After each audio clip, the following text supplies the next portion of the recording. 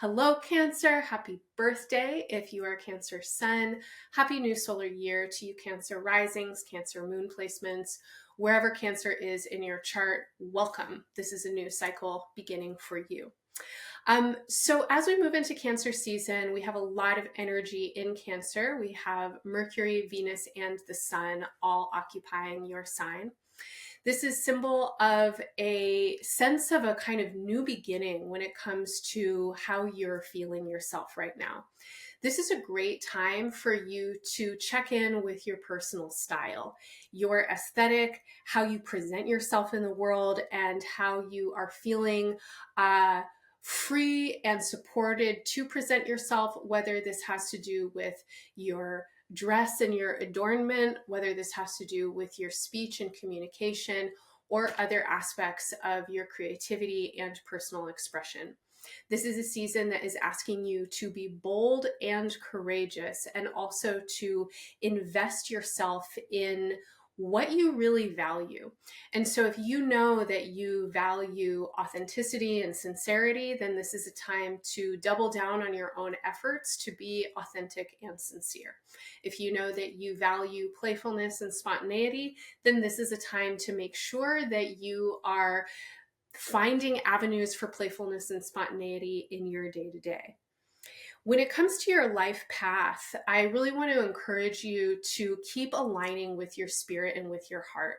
Over the last year or so, there has been a kind of shifting in the ways that you're orienting to your life path and sense of purpose. Your life path, of course, has a lot of permeability and is greatly shaped by what is happening in the world. And what is happening in the world is bigger than you can control when it comes to your individual decisions and behaviors, etc. However, as the world continues to change and as it continues to be highly unpredictable and variable, I think a lot of you are going to find that you are in, I'm going to say, the right place at the right time.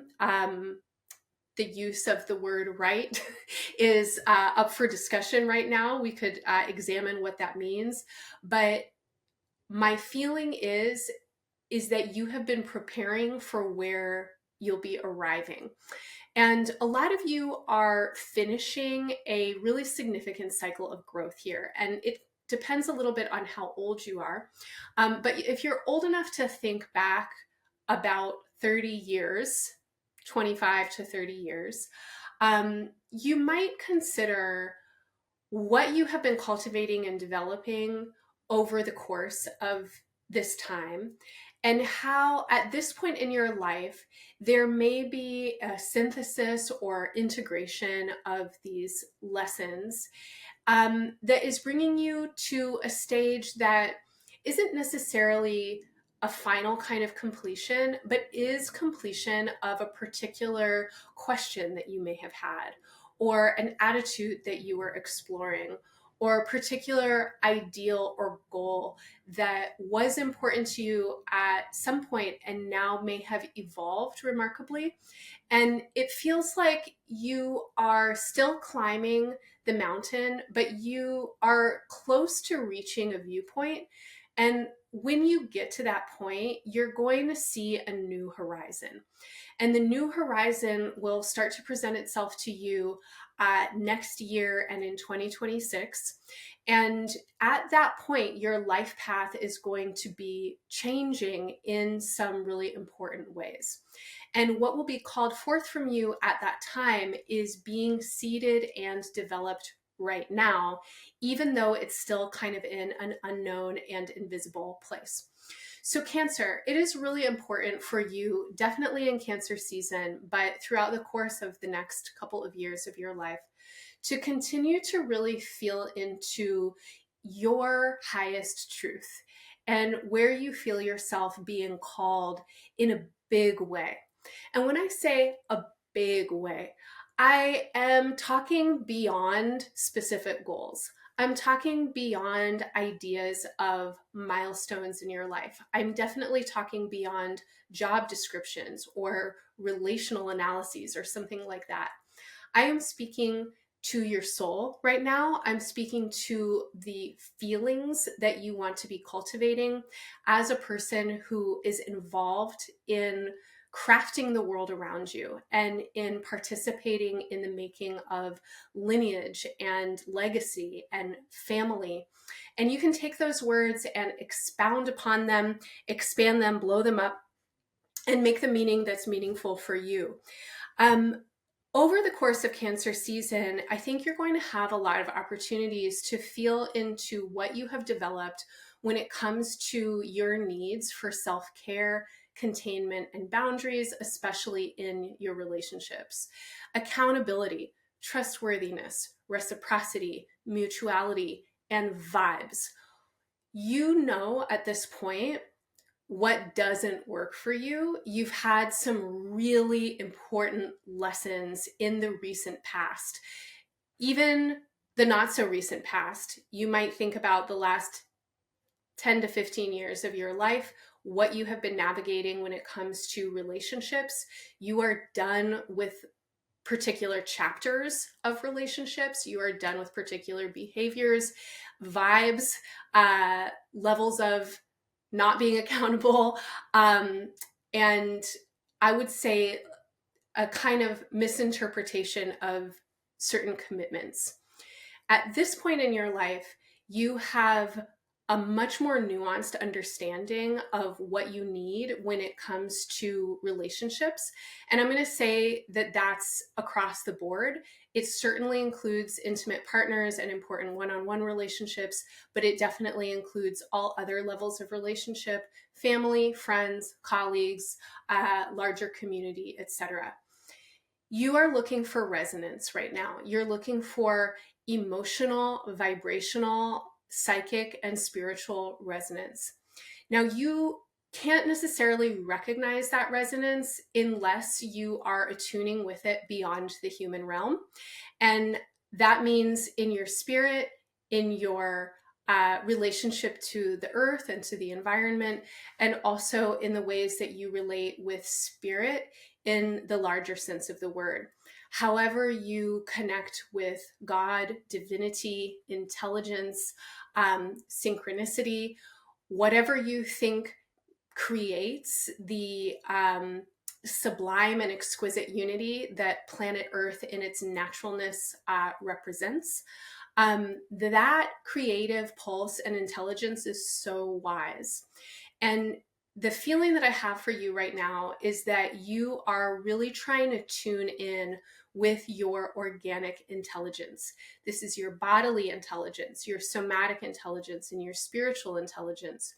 You can feel deeper than words. You can sense deeper than the label of some particular relationship or the other.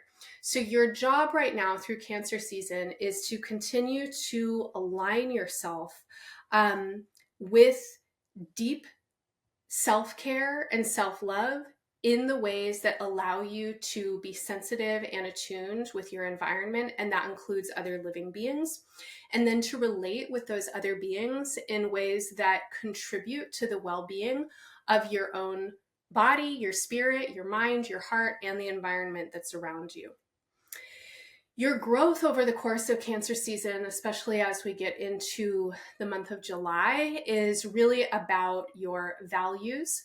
A lot of you are focusing right now on increasing values. So this might be increasing your sense of self-confidence, self-esteem, and self-worth.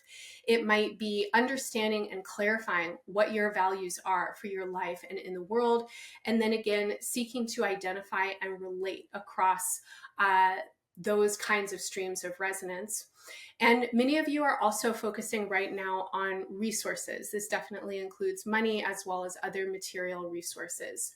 I think you have something that you are trying to save for or build or fortify in some ways. You're feeling the need to build something up.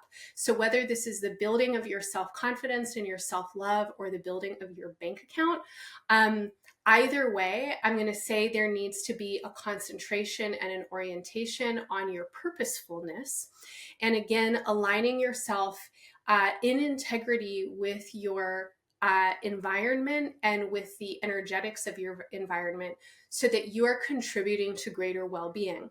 And when you feel that, your receptivity increases and you're able to call in more support and the kinds of support that you need.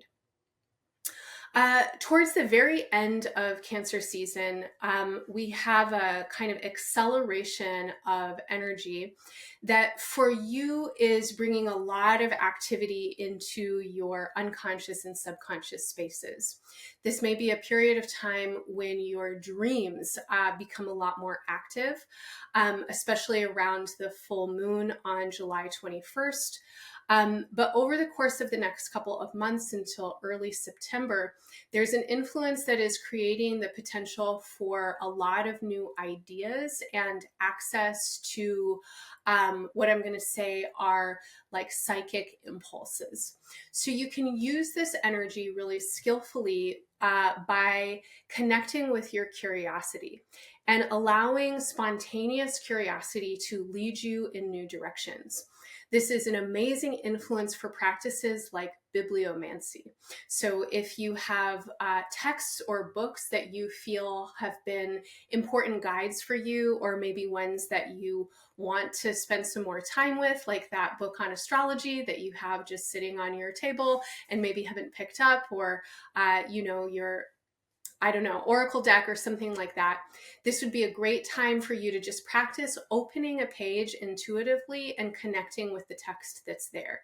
I love this practice with all kinds of texts, especially philosophy and spiritual texts. I think it's a really profound practice to take a minute or two to connect in with your question for the day, with your deepest intention, and then open to see what the universe wants to tell you. This is also an influence that for some of you may increase anxiety, and there are potentials here for an increase in fear that is coming from more diffuse unconscious or subconscious spaces, or coming through channels in the media.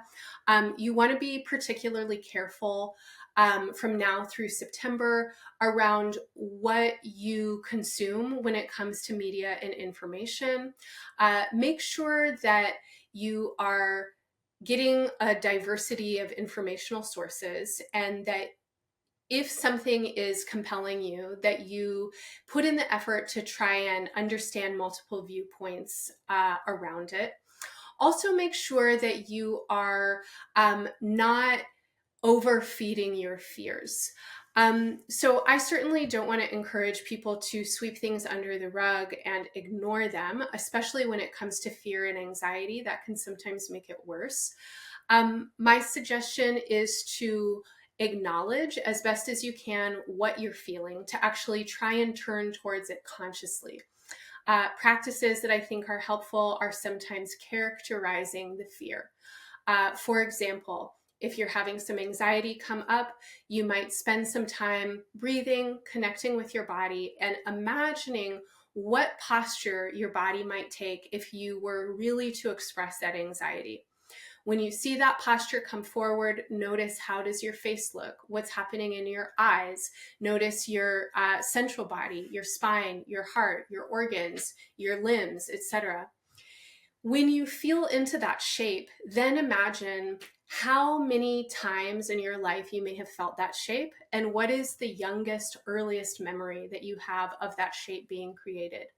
There's a good chance that you might find a very young self in that kind of exploration. And if that is the case, that's the age, or that's the part of you that actually needs tending in order to care for the anxiety.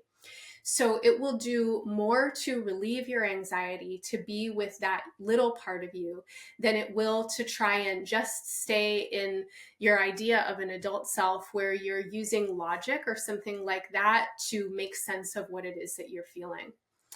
The turning towards anxiety is also important, because we want to validate and affirm that you're having a feeling, and that your feeling has ground to exist. Especially when it comes to fears or anxieties kind of emerging from the environment, especially if we don't feel like there's a lot of control that we might have. It's so important that we give ourselves space to feel those feelings. When we suppress or repress them, they can come out in really funky ways, generally ways that are not in service to our greater well-being or the well-being of the others around us. And the last thing that I'll say here is breathe. I'll breathe now too. So breath is your ally. And especially from end of July through the beginning of September, practicing conscious breathing can really support and assist you in making the most of this influence, in gleaning the information, in following the paths of curiosity, and opening to the ideas and the impulses that this influence wants to bring through, which potentially has a lot of creative energy, a lot of insight and openings around next steps or this path of growth that I was talking about at the beginning of your horoscope. When you breathe and make space around whatever is coming up, or even if you're just making space to breathe, that is opening up listening room. It's opening up sensing room. And your breath and your thoughts are intrinsically and intimately connected. And so, especially if you're noticing that there is a lot of busyness, a lot of anxiety, if you feel distracted, if it feels hard to rest, if it feels like your subconscious or unconscious is really stirred up, then having a dedicated practice of simple breath meditation, 5 or 10 minutes, 2 or 3 times a day, can make an enormous difference in your energetic experience. All in all, Cancer, this is a powerful month for you as a Cancer identified person. And there is a lot that wants to come through in this season to help you know yourself better.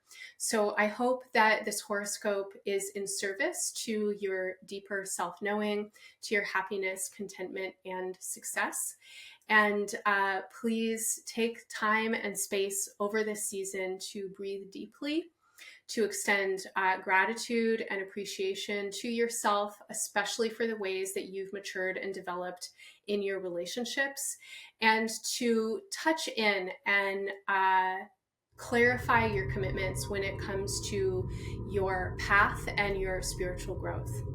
Cancer, I'm wishing you all the best in Cancer season and beyond. Bye for now.